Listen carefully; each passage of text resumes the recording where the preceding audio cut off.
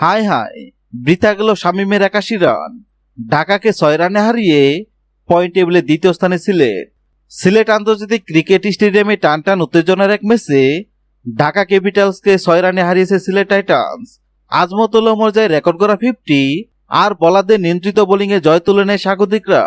অন্যদিকে ঢাকার হয়ে শামীম হোসেন পাটোয়ারির ৮১ রানের বিধ্বংসী ইনিংসটি কেবল আক্ষেপ বাড়িয়েছে। টস জিতে প্রথমে ফিল্ডিং করার সিদ্ধান্ত নেন ঢাকার অধিনায়ক মোহাম্মদ মিঠুন।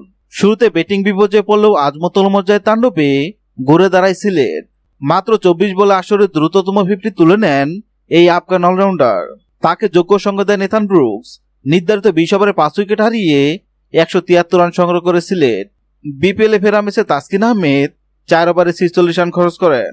১৭৪ রানের টার্গেটে খেলতে নেমে শুরুতে খেয়ে হারিয়ে ফেলে ঢাকা ক্যাপিটালস।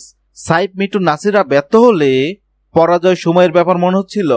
তবে ষষ্ঠ উইকেটে সাব্বির রহমানকে সাথে নিয়ে প্রতিরোধ করেন শামীম পাটোয়ারি।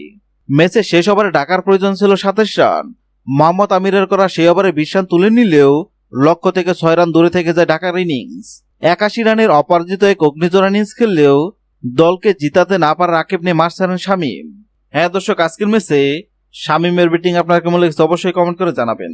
ভিডিওটি ভালো লাগলে লাইক দিবেন এবং সাবস্ক্রাইব আমাদের চ্যানেলের সঙ্গে থাকবেন।